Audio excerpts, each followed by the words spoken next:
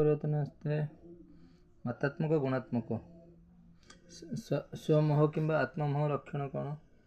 शिशुअवस्था स्वमोह आत्ममोह लक्षण होची किशोरावस्थार स्वमोह आत्म क्यों स्तर को दलबदल अवस्था समय कहुए? दलबदल हो किशोरावस्था दलबद्ध अवस्था। दिवास्वप्न क्यों बयस स्तर किशोरावस्था दिवास्वप्न देखा जाता है? क्यों नीतिटी बुद्धि एवं विकासर अंतर्गत नुहे? सहचर्यर सिद्धांत सहचर्य मान प्रिंसिपल ऑफ कंटिन्यूटी बुद्ध विकासर अंतर्गत कौटा बुद्धि विकास सिद्धांत निरंतर मान कंटिन्यूटी एकीकरण मान सिद्धांत प्रिंसिपल ऑफ इंटीग्रेशन और प्रिंसिपल ऑफ इंडिविजुअल डिफरेंस मान व्यक्तिगत डिफरेंस। दिवास्वप्न किशोरावस्था देखा जाए दलबद्ध अवस्था हो किशोरावस्था एकाठ सब हमें स्वमोह कि किशोरावस्था। अभिवृद्धि शब्द क्यों क्षेत्र शारीरिक बुद्धि क्षेत्र अभिवृद्धि कह जाए? बौद्धिक जीवन क्यों अवस्था अत्यधिक शारीरिक अभिवृद्धि घटता है? पौढ़ अवस्था अधिक शारीरिक अभिवृद्धि घटी थाए अधिक घटता हो किशोर अवस्था शारीरिक विकास क्यों अत्यधिक प्रभाव विस्तार करता है? अधिक विकास प्रभाव विस्तार करते हैं खेलकूद शारीरिक विकास सुप्तावस्था समय हो शोईज पौड़ अवस्था शोपड़ शारीरिक विकास। क्यों अवस्था तर्क कर अभ्यास अधिक देखा जाए? तर्क तो किशोर अवस्था करिए तर्क कार्यकरण अमृत संप्रदायर विकास क्यों अवस्था होता है? कार्यकरण हो किशोर अवस्था होता क्यों अवस्था शिशुर आकार स्पष्ट होता है? 5 वर्ष आकार जनसंबंधी चेतना विकास किशोर अवस्था। सिगमंड फ्रॉयड को मत अनुसार झीर पिता प्रति अत्यधिक स्नेह हो इलेक्ट्रिक ग्रंथि प्रभाव पिता प्रति अत्यधिक स्नेह हो इलेक्ट्रिक ग्रंथि। सिगमंड फ्रॉयड मत अनुसार पुत्रर पिता माता प्रति अत्यधिक स्नेह हो इडिपस ग्रंथि। सिगमंड फ्रॉयड के मत अनुसार पुत्रर माता प्रति अत्यधिक स्नेह इडिपस। झीर पिता प्रति हो इलेक्ट्रो ग्रंथि। शिक्षार्थी नेतृत्व गुणर विकास शिक्षार्थी गुणर विकास हो क्यों अवस्था घटता है? शिक्षार्थीर नेतृत्व गुण हो बाल्यावस्था नेतृत्व गुण हो बाल्यावस्था घटी थाए अधिक। क्यों स्तर रे सामान्य सामाजिक और मानसिक विकास घटता है? सामाजिक और मानसिक विकास हो 5 वर्ष भितर बालक बालिका सामाजिकरण भिन्न भिन्न होबार कारण लिंगगत प्रभेद प्रभाव सामाजिकरण भिन्न भिन्न लिंगगत प्रभाव जो जाऊा शिशु क्यों प्रकार होता है? आत्मकेन्द्रिक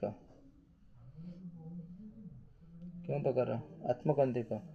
शिक्षार्थीर व्यवहार विकास क्या निर्भर करे?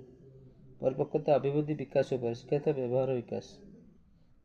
प्रॉक्सिमा डिस्टालर विकास नियम लॉ ऑफ प्रॉक्सिमा डिस्टाल क्यों प्रकार विकास हो केन्द्रर मुंड आड़ को प्रॉक्सिमा डिस्टाल।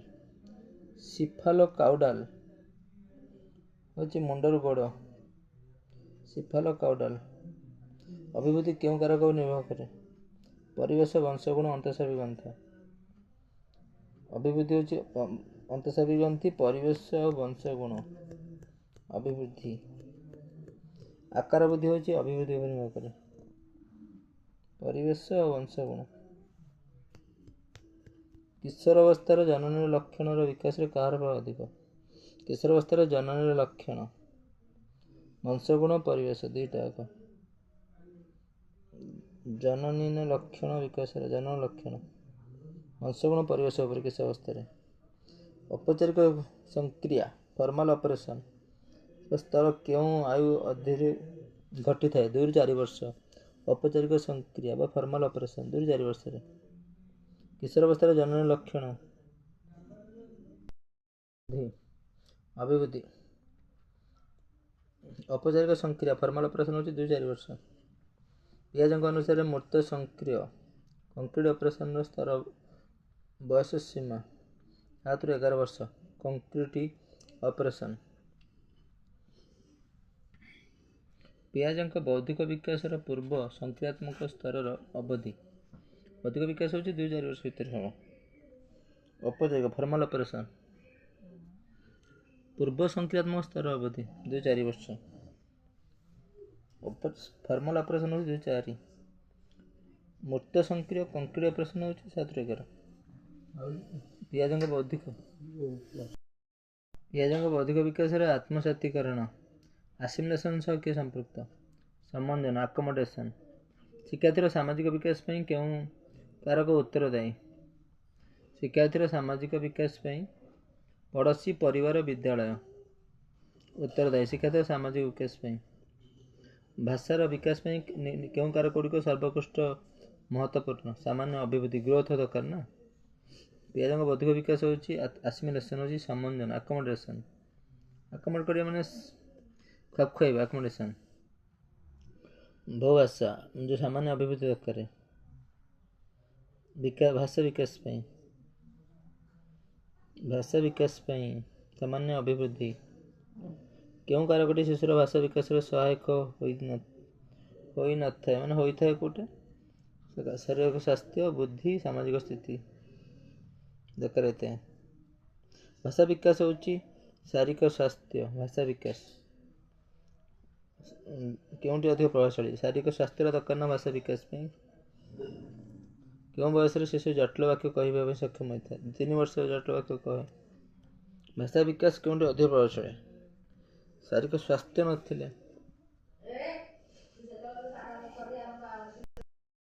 ଶିଶୁର ସାମାଜିକ ବ୍ୟବହାର ସଂଗଠିତ ହୋଇଥାଏ। 3 ବର୍ଷରୁ 6 ବର୍ଷ ହେଉଛି ଶିଶୁର ସାମାଜିକ ବ୍ୟବହାର ସଂଗଠିତ ହୋଇଥାଏ। ବୁନରଙ୍କ ମତାନୁସାରେ ଶିଶୁର ବିକାଶର ଶେଷ ଅବସ୍ଥା ସଂକ୍ରିୟାବସ୍ଥା ଇନ୍ଆକ୍ଟିଭ୍ ଷ୍ଟେଜ୍। ବର୍ଣ୍ଣରଙ୍କ ମତାନୁସାରେ କେଉଁ ସ୍ତରରେ ଶିଶୁର ସାମାଜିକ ବ୍ୟବହାର ସଂଗଠିତ ହୋଇଥାଏ? 3ରୁ 6 ସାମାଜିକ ବ୍ୟବହାର। ବର୍ଣ୍ଣରଙ୍କ ମତାନୁସାରେ ପ୍ରତିବିମ୍ବାତ୍ମକ ଅବସ୍ଥାର ଅବଧି ଡ୍ୟୁରେସନ୍ ପ୍ରତିବିମ୍ବ 11 ବର୍ଷରୁ ଅଧିକ ହେଉଛି। ବର୍ଣ୍ଣରଙ୍କ ମତାନୁସାରେ ଅନୁଭବ ଶବ୍ଦ ମାଧ୍ୟମରେ ପ୍ରକାଶ କରିବା ପାଇଁ କେଉଁ ବୟସ ଆରମ୍ଭ ହୋଇଥାଏ? ଅନୁଭବ ଶବ୍ଦ ମାଧ୍ୟମରେ 7ରୁ ଉର୍ଦ୍ଧ୍ୱ ହେଉଛି ଅନୁଭବ ଶବ୍ଦ। ଶିଶୁ କେଉଁ ବୟସରେ ଭାଷା ବିନା ଜ୍ଞାନ ଅର୍ଜନ କରିଥାଏ?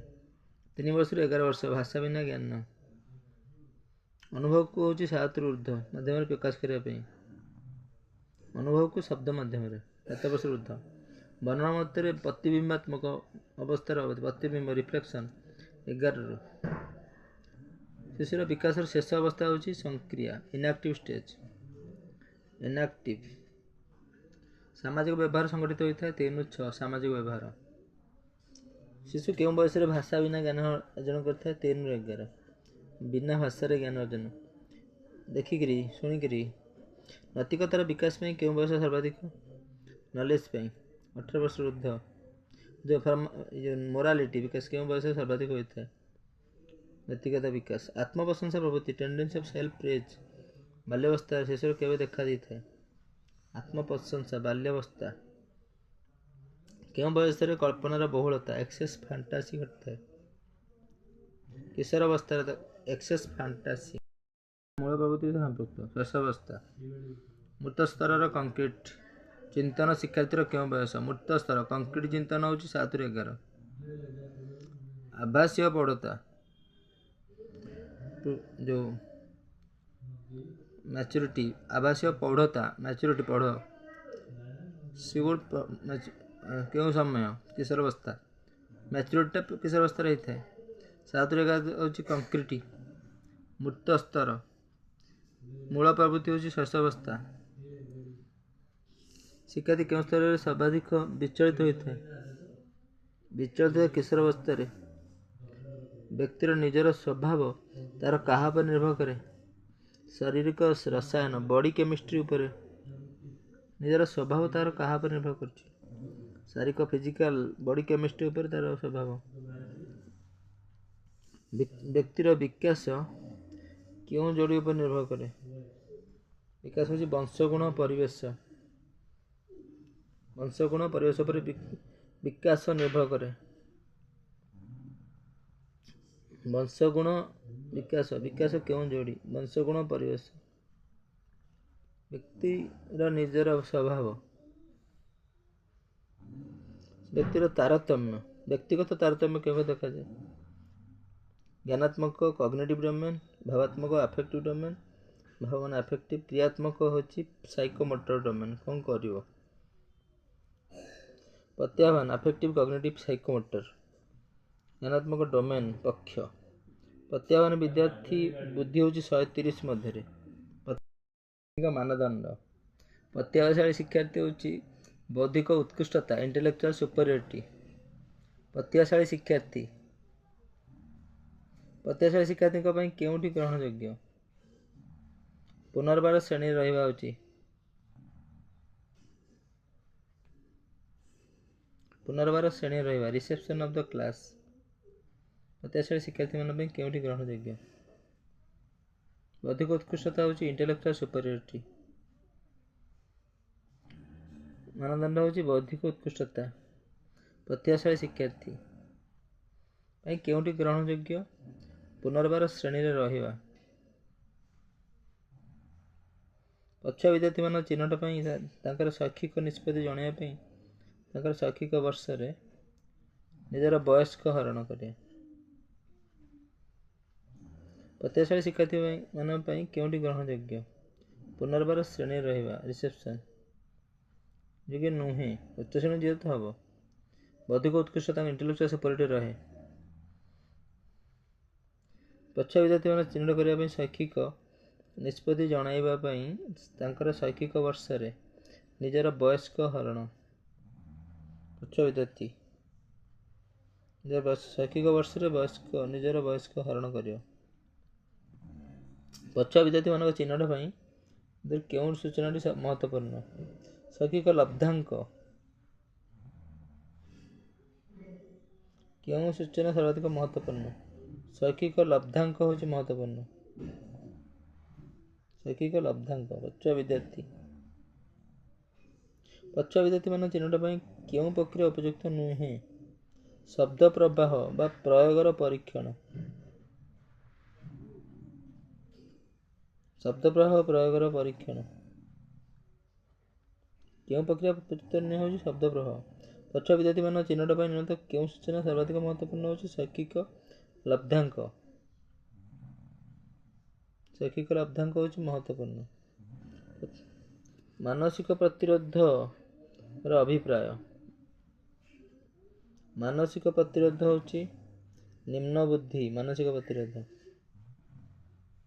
ଅପରାଧ ଛାତ୍ର କେଉଁ ଅବସ୍ଥାରେ ଥାଏ? ଅସାମାଜିକ କାର୍ଯ୍ୟ ନିୟୋଜିତ ହେଲେ। ମେଣ୍ଟାଲ ରିଟାର୍ଡନେସ୍ ପ୍ରତିରୋଧ ରିଟାର୍ଡ। ନିମ୍ନ ବୁଦ୍ଧି। ପଛୁଆ ବିଦ୍ୟାର୍ଥୀ ଚିହ୍ନଟ ପାଇଁ ଶବ୍ଦ ପ୍ରବାହରେ ପ୍ରୟୋଗର ପରୀକ୍ଷଣ। ଶବ୍ଦର ଯେ ପ୍ରଭାବ କରିବେ ପ୍ରୟୋଗର ପରୀକ୍ଷଣ। ନିମ୍ନଲିଖିତ କେଉଁ କାରଣ ଯୋଗୁଁ କେଉଁ ଉପାଗମ ଉତ୍ତମ? ବ୍ୟକ୍ତିଗତ ଶିକ୍ଷାଦାନ। ବ୍ୟକ୍ତିଗତ ଶିକ୍ଷାଦାନ।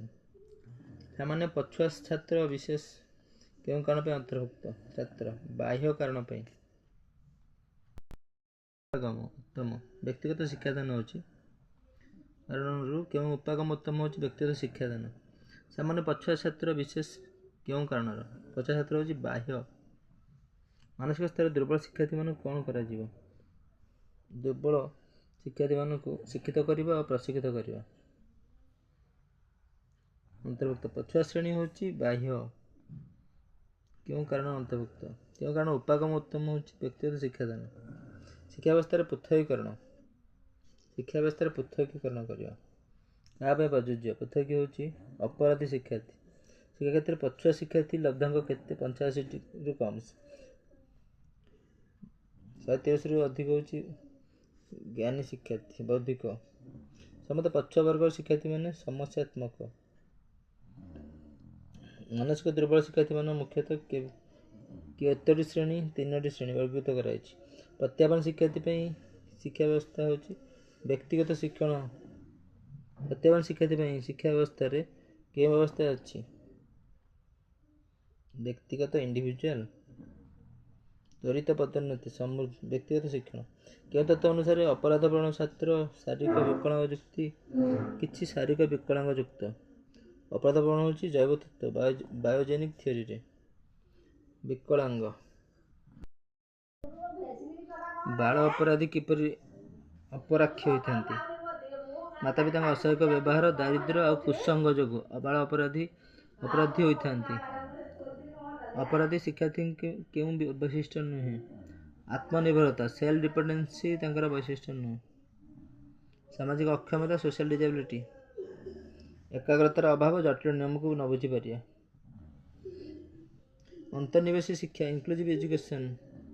ବିଦ୍ୟାଳୟ ସାଧାରଣ ଶିକ୍ଷାର୍ଥୀଙ୍କ ସହ ବିଭିନ୍ନ ପ୍ରକାର ଶିକ୍ଷା।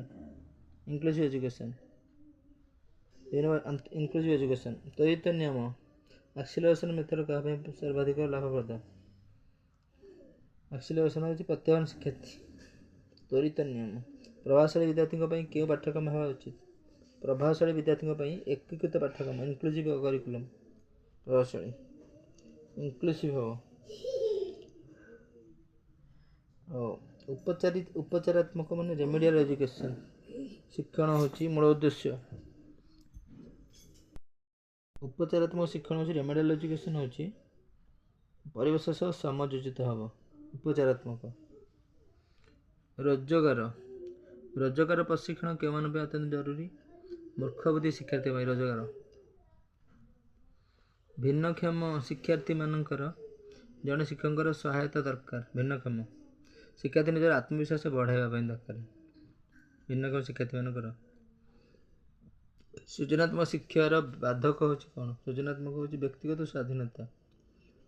ବାଧକ ଦରକାର। କଠୋର ଅଭ୍ୟାସ ସ୍ୱେଚ୍ଛାଚାରିତା କଠୋର ମନୋବୃତ୍ତି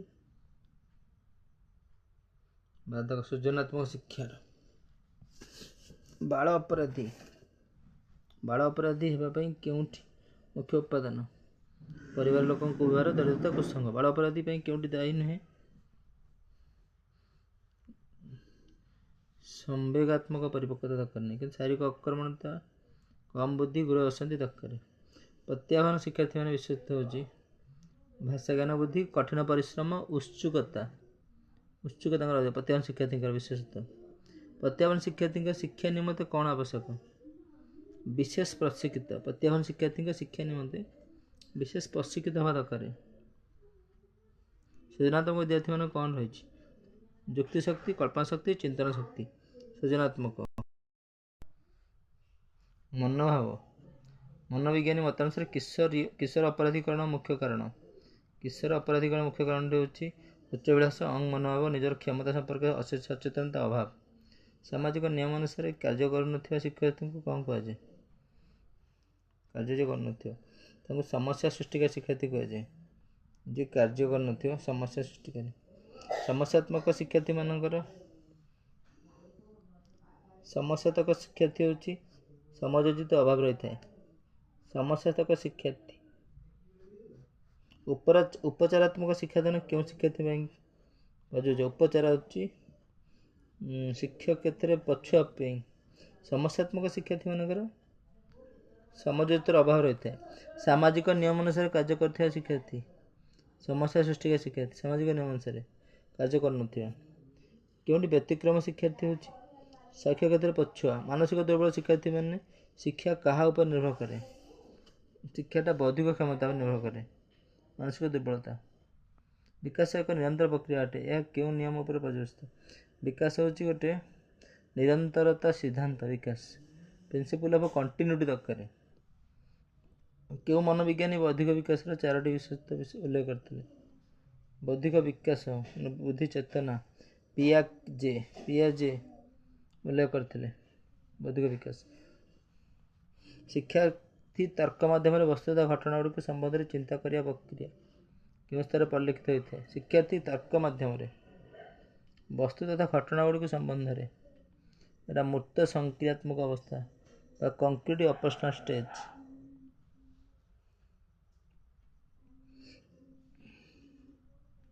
ଶିକ୍ଷାର୍ଥୀ ତର୍କ ମାଧ୍ୟମରେ ବସ୍ତୁ ତଥା ଘଟଣାଗୁଡ଼ିକ ସମ୍ବନ୍ଧରେ ଚିନ୍ତା କରିବା ପ୍ରକ୍ରିୟା ହେଉଛି मूर्त संक्रियात्मक अवस्था कंक्रीट ऑपरेशनल स्टेज। शिक्षार्थी तर्क माध्यम वस्तुतः घटनाଗୁଡ଼ିକ ସମ୍ବନ୍ଧରେ ଚିନ୍ତା କରିବା।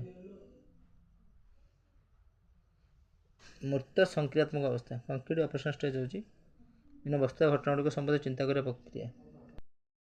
ମୂଲ୍ୟାୟନ ସମ୍ପୂର୍ଣ୍ଣ ଶିକ୍ଷଣ ପ୍ରଣାଳୀର ଏକ ଅଂଶ ଅଟେ। ମୂଲ୍ୟାୟନ ଶିକ୍ଷାର ଉଦ୍ଦେଶ୍ୟଗୁଡ଼ିକ ସହ ଏକ ଘନିଷ୍ଠ ରୂପେ ସମ୍ବନ୍ଧିତ ଅଟେ।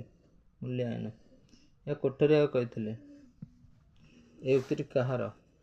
ଏରା କୋଠରୀ ଆଉ କହିଥିଲେ। ମୂଲ୍ୟାୟନ ଇଭାଲୁଏସନ୍ ଶିକ୍ଷାର ଉଦ୍ଦେଶ୍ୟ ପ୍ରପୋଜ ହେଉଛି ଘନିଷ୍ଠ ରୂପେ ସମ୍ବନ୍ଧିତ। ମୂଲ୍ୟାୟନ ଇଭାଲୁଏସନ୍ ଅର୍ଥ ହେଉଛି ଶିକ୍ଷାର୍ଥୀମାନଙ୍କର ବିକାଶର ପରୀକ୍ଷଣ କରିବା। ଷ୍ଟୁଡେଣ୍ଟସ୍ର ଏଜୁକେସନ୍ ଲର୍ଣ୍ଣର ମାନଙ୍କର। ମୂଲ୍ୟାୟନ ଶିକ୍ଷାର୍ଥୀର କେଉଁଠି ପରୀକ୍ଷଣ କରିଥାଏ? ଭାବାତ୍ମକ ମାନେ ଇଫେକ୍ଟିଭ ଆଉ କ୍ରିୟାତ୍ମକ ଲୋକ ହେଉଛି ମୋଟର ସାଇକେଲ ଆଉ ହେଉଛି ଇଣ୍ଟେଲିଜେନ୍ସ ବୌଦ୍ଧିକ। ମୂଲ୍ୟାୟନ ଏକ ନିରବଚ୍ଛିନ୍ନ ପ୍ରକ୍ରିୟା। ମୂଲ୍ୟାୟନଟା ବାରମ୍ବାର କଣ୍ଟିନ୍ୟୁଅସ୍ ପ୍ରୋସେସ୍। ଡେଭଲପମେଣ୍ଟ ଗୋଟେ କଣ୍ଟିନ୍ୟୁଅସ୍ ପ୍ରୋସେସ୍। ମୂଲ୍ୟାୟନର କ୍ଷେତ୍ର ହେଉଛି ବ୍ୟାପକ। ମୂଲ୍ୟାୟନକୁ କେଉଁ କ୍ଷେତ୍ରରେ ପ୍ରୟୋଗ କରାଯାଇଥାଏ? ପ୍ରଶାସନିକ ଶିକ୍ଷା ନିର୍ଦ୍ଦେଶନା ସବୁଠି ମୂଲ୍ୟାୟନ ହେଇଥାଏ ନା। ନିର୍ଦ୍ଦେଶନ ଡିରେକ୍ସନ୍ ଏଜୁକେସନ୍ ଆଣ୍ଡ ଆଡମିନିଷ୍ଟ୍ରେସନ୍। ମୂଲ୍ୟାୟନ କେଉଁଠି ବିଶେଷତ୍ୱଟି ସତ୍ୟ ଅଟେ? ମୂଲ୍ୟାୟନ